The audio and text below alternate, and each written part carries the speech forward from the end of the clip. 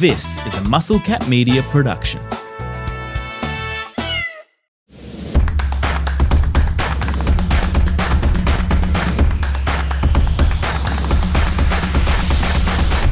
Weekend Pickoff. We're going to get you set for some plays for the weekend. Eric Balnar and Spoon joining you right now. Spoon is all kitted up.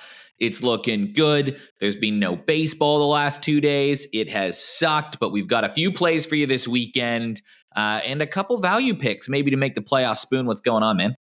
Yeah, it was a lonely week, wasn't it? Like at least Tuesday here in Australia, we got the home run derby. Wednesday, All-Star game, obviously.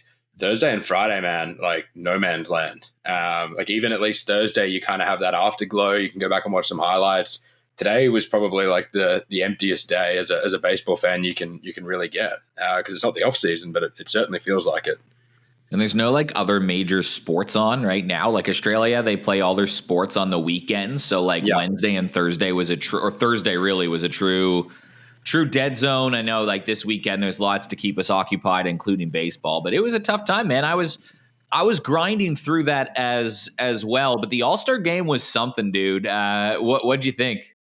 Yeah, I mean, it's funny. We didn't get a chance to talk about it much before, but I remember reading somewhere like a thing that said the All-Star game is when the best players in baseball meet for 9 innings and then the American League wins at the end. And that's kind of how it's been for so long. And for a while during that game, it got to 5-0, I think. Shout out to the D-backs guys contributing half the runs at that point, Corbin Carroll and Marte.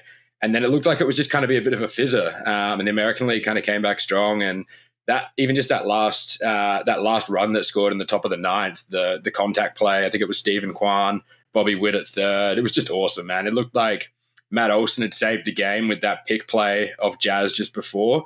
And then they tied it up anyway. It was a lot of fun. I think it was the best one in many years. And that's not even touching on the tiebreaker, obviously. Yeah, the swing off was pretty cool. I like it because it's like the only All-Star game, proper All-Star game where players actually play. Like they actually go hard, right? I mean, the NHL, they did the Four Nations Cup. But you can't really call that an All-Star game. You're playing for your country. They'd been devoid of international hockey for like 10 years, and there was some key like Russian players and other stars from other countries that would have been all-stars that were left out of it. So while it was a replacement for an all-star game, and I think a valid strategy for some leagues, the NBA and the NFL in particular, and soccer leagues around the world probably have something to learn for it. I get that baseball lends itself for it, but I love it. Like dudes are stealing bases. Dudes are playing hard. Obviously, the managerial style is all prescribed, right? Like that's the only thing that stops it from being just like, oh, you're going your hardest with this team and this team. You want to get guys in the game. That's cool. You want to see these guys play against the best. But man, it was an awesome, like I was pumped with it. I watched the replay of it. I was at a meeting all day Wednesday, but I had the replay on a plane ride the whole way back. And I was just like, I was absorbed by it. The swing off was dramatic too. They do it so well, and these players are so good at baseball, dude. It's interesting. Like the run line on Wednesday was 7. I did take the over just for a little bit of watch value, which is the lowest you really ever see outside of like horrid conditions or maybe a World Series game with 2 true aces. And it's testament, I guess, in the last few years to how overpowered pitching has kind of become. That these are the best hitters, but like pitching is probably on top and has been for a few years now.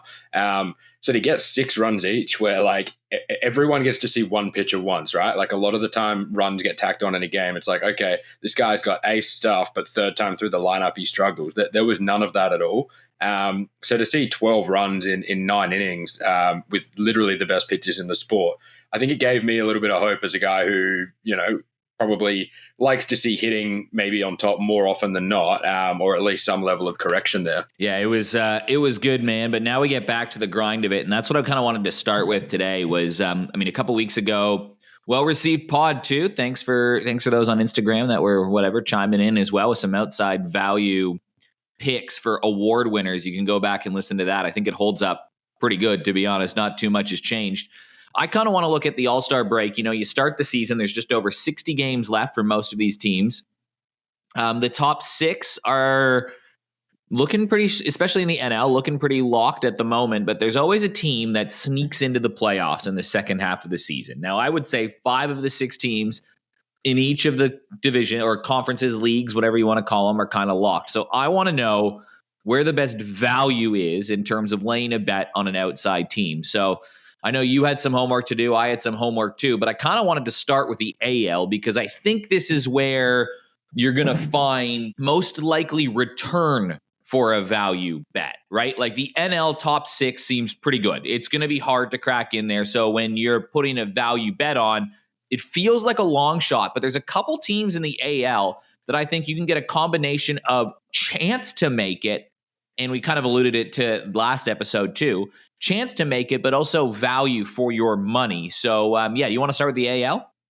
Yeah, I mean, if I was to pick one that I think is really good value, it would be in the National League. So we'll get to that in a minute. I guess I know who your pick on this is because we sort of touched on him already as, potentially one of the 100 dominoes that needs to fall for Bobby Witt Jr. to win an MVP. I'm actually going another one, but I want to give an honorable mention to the Royals as well. Let me just start by setting the stage here just real quick, because Detroit 59-38, they're 1. Houston 56-40, they're 2. You feel like that's going to be the 1-2, right? Then you have Toronto at 55-41 in the 3rd spot. The Yankees at 53-43. The Red Sox at 53-45. The Mariners at 51-45. A game and a half back are the Tampa Bay Rays at 50-47. And then between 8 and 12, there are 5 teams, all between 46 and 48 wins. Yep. No team less than 3 games below 500. No teams above 500 or at 500. But the Texas Rangers at 48-49 are only 3.5 games back of the Mariners. Yep. The Angels, the Twins, and the Royals and the Guardians are the other team. Now, the Guardians were a playoff team last year and capable of getting hot. The Royals, I think, are capable of getting hot. The Twins have been on a 10-game win streak. The Angels are just hanging around. And Tampa Bay has been on a massive win streak. And we alluded this to us last time. The Red Sox have won 10 games in a row or whatever it is. At one point, the Red Sox, their season was a bust. It was terrible. It was over. Like, they weren't achieving. They get hot, and now they are with a multi-game lead in the playoffs. So my point is, one of these teams just needs to get hot between 8 and 12 or 7 and 12, and they're going to be in the playoffs, and you get good odds to reflect it. So I bet you are going to be in agreement because I kind of saw your reaction when I said one of the teams. Let's hear who your value pick is, and maybe I can support what I think you're going to say. Yeah, for me, it's got to be the Texas Rangers looking at that. I'm looking at $4.50 right now for them to make the playoffs. I think the team stacks up. Like, this is a team, almost a really similar roster than the one that won the World Series 2 years ago. Like, the star pieces are the same with a Simeon, a Corey Seager, an Adolis Garcia. Like, those guys, they probably had like average starts to the year. I know Corey Seager's only played 65 games, so he spent about a third of the season so far on the IL, but he's healthy at the moment. Simeon had a really slow start and has picked up lately. Garcia, really similar story. He was just on like a crazy run heading into the All-Star break. Some of these guys turn it around. I mean, like Jock Peterson had the worst start to a season, I think, of anyone. He's still got negative WAR right now, but has been a little bit better of late. Look, they'd need some of the younger guys to probably step up offensively. That hasn't happened yet. But the pitching is there, right? Like, you made the good case for DeGrom to be right there in the Cy Young Award. A guy who I don't think can win it just because of how many innings behind he is after missing Evaldi. 3 starts. Evaldi's been amazing, man. He's got more WAR than DeGrom, which is just crazy. Sunday Night Baseball, which is Monday morning our time, is like must-watch TV because it's Skubal versus Evaldi as it's set up right now. I'm agree with you, by the way. Like, I think I'll touch on the Royals just because you're touching on the Rangers, but I completely agree with you. And their expected win-loss this year is 54-33. And you touched on that, dude. Pitching is the key to this all. They've allowed the least runs in the AL. So that tells me that if those bats start clicking and they do have a plus 47 run differential, I would be I'm going to put some money on Texas to make the playoffs at 450 right now, right? Like, that is some good return for a team who's not that far off the mark. They have one team to leapfrog, and the question is you need 2 things to happen. One, the Rangers are going to need to get hot, right? They played 100 games. I mean, they're probably going to need to go 40-22 in their last 62 games, right? That's probably what they're going to need to be. So do you think they can get hot? You said the talent they can. Yes. Now you need a team to collapse in front of them. Are the Red Sox capable of slumping? Yeah. Are the Mariners capable of slumping? Yeah. Are the Jays capable of slumping and falling back? Yeah. Tampa Bay is already doing that. So all you need is one of those teams to slump and you to get a little bit hot, right? The Rangers play the Mariners in a 3-game series later. If the Rangers sweep that series, they're in the playoffs, dude. Like, It's crazy. It's actually some finer margins than we think. And I think you're right. Texas has the best chance here. Yeah, I can't believe their expected win-loss, like you said, the Pythagorean. They're 11 games over 500. Their actual record is 1 game below. They've just been playing terribly inconsistent baseball, right? But like, would you rather have your hot stretch be in August or September than earlier on? Because I kind of feel like Boston have gone on their run now for the year just to get in the picture. But if they go back to scuffling, and that's very possible given the youth on that roster, all of a sudden they're going to need another historic run just to get back there. Whereas if you've got something in the tank, which I think this Texas team does, and they've got a very well experienced manager in Bruce Bochy who's done it all before. Look out, and they will know that just getting in the playoffs. I mean, they won the World Series from a wild card spot 2 years ago. They'll know that just getting in gives them a chance. This isn't a team that's just going to throw it all away in August and September. They won the World Series 2 years ago, and a lot of those players are still on the team. And I literally have in my notes what you just said. So teams that have been on runs this year: Toronto Blue Jays, Boston Red Sox, Tampa Bay Rays. All of them are ahead of them in the standings right now. The Minnesota Twins have also been on a run this year, and they're below Texas.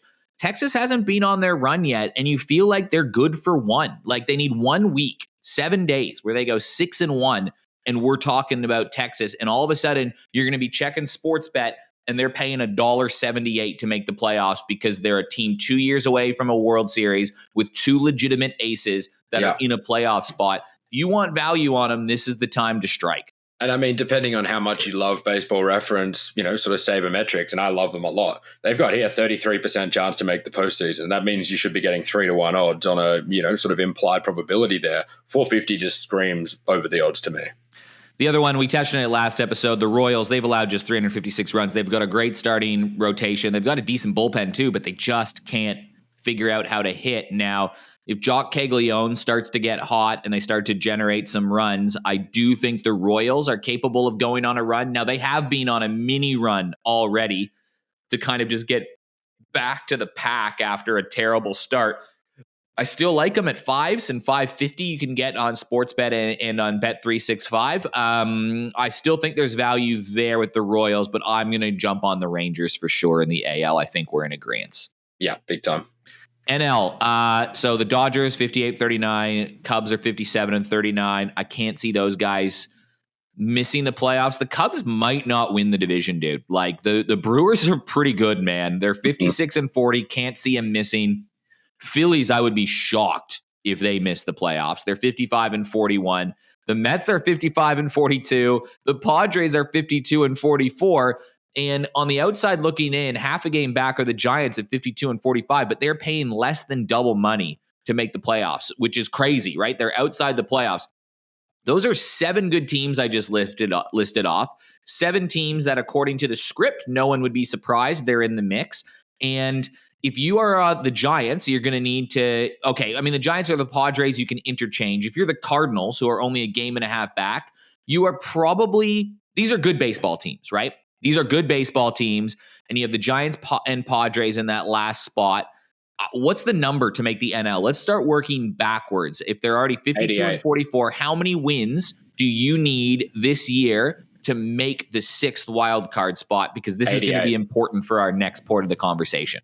Yeah, I've had 88 in my head all year when I've been doing this working backwards D-backs maths. Like series tiebreakers will matter there, obviously. Like the D-backs last year had the same wins as 2 of the teams that got in, didn't have the series tiebreaker over the Mets and the Braves. But I think if you want to eliminate that, 88 would get you in. I think it was 80.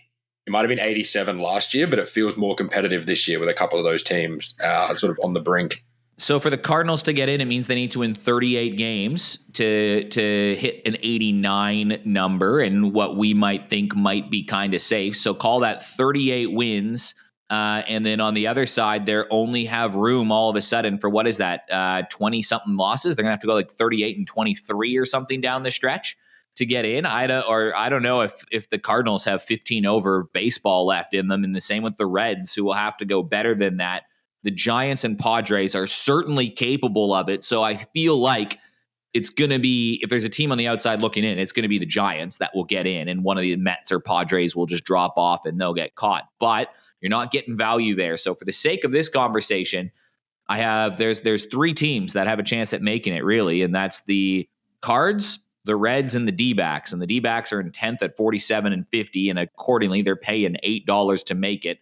St. Louis are only a game and a half, so they're paying $3.30, and the Reds are at 6s. Now, the D-backs are beat up, dude. Like this just feels like a season where nothing's going right for them, right? Oh, it's over. And the reality is, it's a team that the way the roster's constructed, they're going to be selling. So, forget what they've been able to do now. You take away 34 home runs from Geno Suarez. You take away, 300 batting from Josh Naylor. You take away the only couple of decent bullpen arms in Shelby Miller, and you take away Zach Gallen and Merrill Kelly. Like, it's, I mean, what if 8 is yes, no is $1.08? You'd almost be throwing the no at $1.08 into a few multis at this point, because even the most optimistic D-backs fan in Australia, if it's not me, I'd like to meet him. We'd have a lot to talk about. I'm calling it.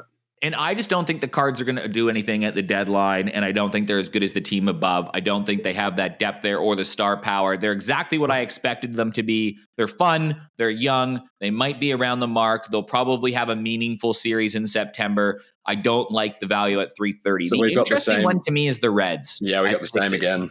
Right? Because the Reds can score. They've got an exciting player, and the way they play is very team-based. Like, De La Cruz is a superstar, but it's not like he's like putting up ridiculous numbers that are dominating, right? And Steer is like second on a lot of the metrics as well. This is just a plucky group of teams led by a manager who's one of the best managers of our generation in Francona, right? Like, they have got good coaching. The problem there is pitching, and they just don't really have a dude that you trust to go on a run. But if their bullpen can solidify, I think the Reds, if you're looking at value, I don't think they're going to make it. Like, I actually legitimately think the Rangers are going to make the playoffs. I just have that feeling. I'm not going to sell the farm on the Reds, but at $6, I'm putting a half unit down on there and saying, you know what, there's an easy 3 if they make it. And if I put a full one, then I've 6 times my money. So I like the Reds, but why? What do you like? Yeah, I mean, probably got to disagree with you a little bit where you said, they don't have a guy as a starter that you trust. No, Hunter Green, man, he's coming back from the IL in a week. He's only made 11 starts this year, so he's missed half the season so far. If he comes back, his stuff is just unbelievable. Like, he's nearly got the most WAR in the rotation right now, and he's made half the starts that he should have. Andrew Abbott's got a 2.07 ERA, by the way, in 16 outings. So you go Lodolo, Green, and Abbott is a good top 3. You wouldn't want to face that in the playoffs. It's just their bullpen. They have no stud, right? Yeah, but what they do have is, looking at it here, I mean, 3, 4, 5 prospects in the top 100. Like, this is a team that could be buying. Like, if they're serious about competing this year, they've got 6 prospects in the top 100. If they're serious about competing this year, and I don't see why they wouldn't necessarily be, they don't have to push all the chips in.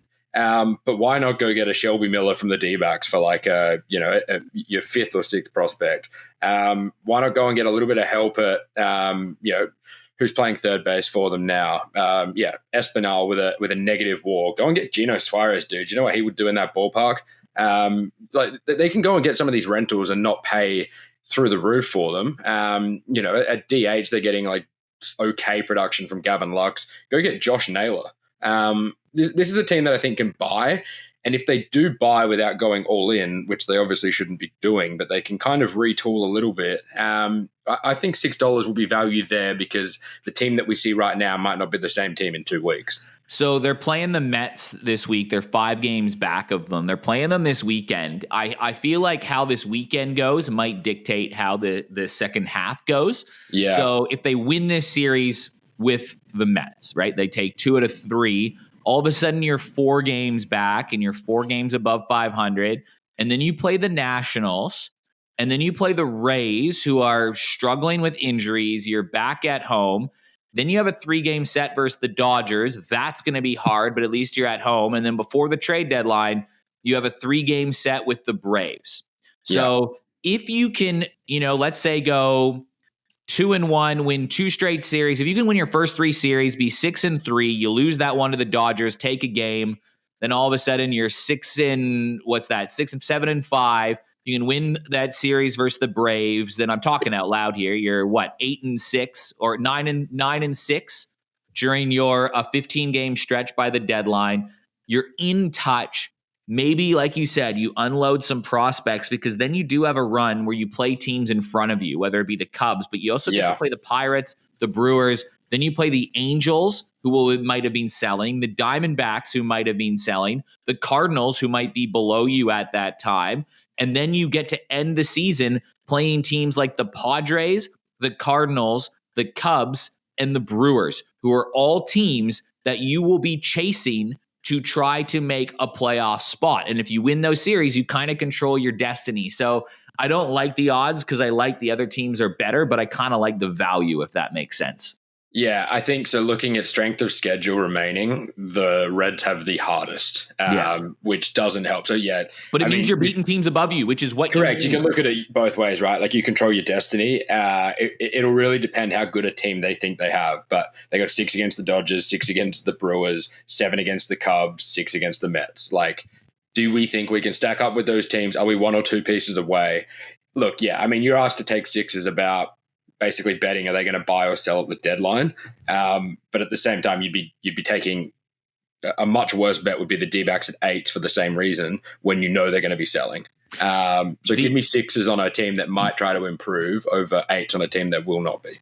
The other sneaky one in the AL, by the way, to watch is maybe Cleveland if they do get healthy because they have the easiest schedule the rest of the way, including 3 games versus the Rockies, 6 versus the Sox, 3s versus the A's, 3 versus the Marlins, and 4 versus the Orioles. So all the Twins. They could go on a little bit of a run there. The only problem is the Twins play like the Tigers a bunch of times. They also play the Dodgers, the Phillies. Like the teams they play are good, and they could get kind of beaten up on a little 7 bit. 7 against the White Sox helps, though. 7 against the White Sox does help. The Padres get 7 against the Colorado Rockies. I don't know, man. Like I kind of have a funny feeling Cleveland could also be in the mix there based on that knowledge. But yeah, you're right. Like it's the hardest strength of schedule for the Reds, but that's why I think there's value there is because if they do well, they're beating teams ahead of them in the standings and they're making tracks. Anyways, I'm going to be honest. I don't have 2 plays for you this weekend. I was too busy looking at this. So I'm relying on you. Give me 2 plays. Start my time off right. Go. All right. So I really it's a little tricky at the moment because half the teams haven't actually named a starting pitcher. Correct. It was too crazy. But from what I can see tomorrow and just diving back into some simple sort of player props to kick things off, a guy who started the season unbelievably well and then had a few hiccups, that's typically someone I like to come out of the All-Star break and kind of go again. And I'm looking at Jesus Luzardo tomorrow at home against the Angels. The Angels have been one of baseball's highest strikeout teams all year, and what Luzardo was doing at the start of the season was just superb. I feel like a week's rest, kind of basically missing a start in the rotation is actually going to do him a lot of good, and you can get around even money for 7 or more strikeouts tomorrow. I think that's really good value. He's been great at home all year, and outside a couple of starts, I had him as a fringe sort of NL Cy Young case at one point earlier in May, sort of late May, early June.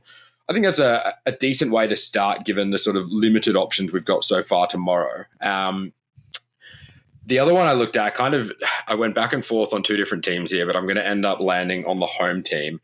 I can't believe the Tampa Bay Rays with Taj Bradley are like kind of close to even money against an Orioles team with a, middling Charlie Morton, who may be making his last start as an Oriole tomorrow, really, because he's going to be an arm that teams go and try and grab and think like, okay, we can fix this. There's something still there. He's generating a lot of swing and miss. Like that looks like a prime Padres kind of deadline move to me, going and getting a guy like Morton. And maybe he just needs a spark too, right? Like, I'm in the thick of it all of a sudden. Here we go. And he's done it on the big stage, and there's other guys on that Orioles team as well that are kind of in that boat, like Laureano, that they've sort of talked about moving on potentially, and maybe one or two other guys too. I think that the vibes of this Orioles team are just going to be pretty average for the rest of the season, given the expectations around them. Going in against a team, at Tampa, who are still very much alive and in the hunt, $1.80 for Tampa Bay with Taj Bradley on the mound at home is a play I want to take. So, look, we're not kicking off the second half with some big prices and player performance doubles, some like 3s, 4s, 5s, or top-ups or anything like that. It's kind of two plays around the $1.80 mark, but two that I think should probably be $1.50. Yeah, I agree, man. Like, I think it's kind of a tough market right now to kind of look at some plays, especially because rotations aren't set. I can't wait to see some of the markets after August when the trade deadline passes. But one thing I did earmark, though, was that Sunday night baseball game. Man, I can't wait. Skubal versus Eovaldi, out of the All-Star break, on rest, primetime game. It'll be Monday morning our time, so I'll grab a coffee and I'll have my betting app in front of me. You might get the Rangers at like 250, 270. Which might be good value, dude. And I'm going to watch that, but also just to play like a combined strikeout market, just for fun, right? Like I'm not going to put anything fun on that, but that's kind of the one that enhances your viewing experience when you have like these two studs going at each other and you can watch that game and just cheer for strikeouts, right? Or maybe you're cheering for like the over under total might be pretty low in that game. And you might get value putting the over on it because those guys are coming out of the game at some point, and then the runs might start coming from one team. You saw it in the All-Star game, hit the over just because guys come out of games and like, I don't know. So I'm just going to watch that and probably just have a fun morning, our time. And I think people can have a fun Sunday night time with that. Yeah. I mean, if you're getting 270, 280, this is a team that we're saying could make the playoffs. There's no better time to start than game 2 of the second half of the season. Let's kind of see what we've got with our value player when they come up against the Cy Young front runner. Could Skubal win the Triple Crown? Dude, it's crazy. So he leads the league or the AL in strikeouts per 9 and in walks allowed per 9. Yeah. Like, it is diabolical how those kind of numbers right now.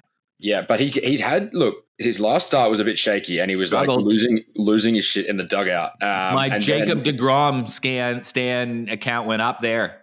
Yeah, so he gave up 4 earned runs. It's not like he got lit up, but 4 earned runs, only completed 5 innings. It's the only time, first time since looks like a rain shortened game potentially in April that he only completed 5 innings, and then opening day 4 earned runs. He was kind of pretty unhappy. He also gave up a couple of runs in that All-Star game. There was a couple of sort of infield hits and Marte fought one off, but he hasn't looked as unhittable as he was earlier in the year. And by the same logic, we're saying the Rangers can make the playoffs because other teams had too good a first half to sustain it. Maybe that's what we're talking about with Skubal. And I don't know if you've checked some of the award pricing lately, but Garrett Crochet's shortened notably.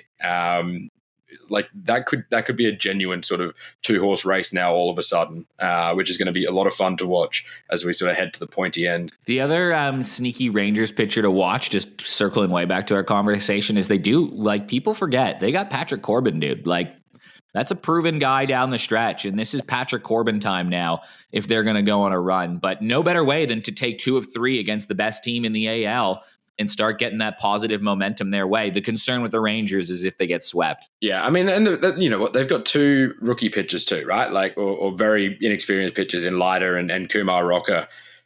I'm not saying that's a good thing or a bad thing, but it's kind of like if you're going to catch lightning in a bottle, if there's going to be this spark out of nowhere, that's kind of where you'd look, right? I think they're going to be buyers at the deadline and aggressively. Like, I think they're going to be. You have to when you've got the money tied up. You've got in Corey Seager and Simeon. Like, your window is now, right? Like, they went out. The email's not that good. Like, it's okay. There's some good teams there, but like the Tigers are good, but they're not great. You know, the Yankees are clearly flawed. We've seen that over the last little bit. And like, I don't know, man. Do you trust the Jays are winning the AL East right now? Like, do you enter a playoff series and are you scared of the Toronto Blue Jays if you're playing them? You're scared of them for a different reason because they're just going to hurt you again, right? Yeah, they might not win a game. But you're not looking at the Jays and being like, oh, yeah, I don't want to run into them. Like, the Jays could go on a run. Like, they're right there in the mix with everybody else. They played some baseball, and there's signs there that it could be sustainable, but they're going to need more parts to keep up with other people because they could fade as well. Red Sox are maybe a scary one right now. I wish I was on them 2 weeks ago. Yeah. But I mean, look, man, Marcus Semien, he's 34 years old and he's got, he signed through to the end of 2028 on $30-something million a year. Like, the Rangers have to win now because of the money they've got tied up in these guys. There's no point them saying, like, we'll come back in 2 years when Simeon's 36 and we're still paying him just as much, and Corey Seager's 33, Adolis Garcia's 34. Like, this is still a win-now team right now, the way it's constructed. And they're probably not far away. It's probably a couple of position players like a Josh Naylor or a Gino Suarez. I'm just completely, like, shilling these guys now. I'm trying to drive their trade value up for the D-backs. I like it. Spoon, great insights as always. Have a good weekend, man. You too, mate. Take care.